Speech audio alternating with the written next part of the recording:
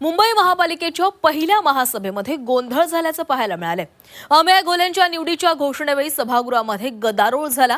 ठाकरेंच्या नगरसेवकांनी 50 खोक्यांच्या घोषणा देताच शिवसेना नगरसेविका तृष्णा विश्वासराव आक्रमक झाल्या। तुमचे घोटाळे काढू का असा सवाल तृष्णा विश्वासराव यांनी उपस्थित केला। यावेळी तृष्णा विश्वासराव आणि किशोरी पेडणेकरांमध्ये चांगलीच जुंपल्याचं पाहायला मिळालं।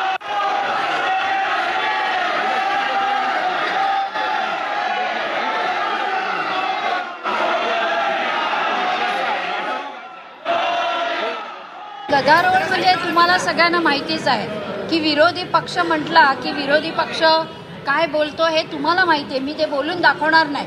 माझं एवढंच त्यांना उत्तर होतं की तुम्ही विकासाच्या बाबतीत का बोलायला मागत नाही। विकास तर त्यांच्याकडे नाहीच आहे।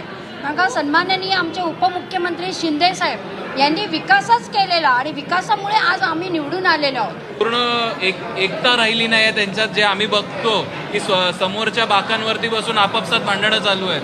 तर या सगळ्या गोष्टींना आम्ही लक्ष देत नाही।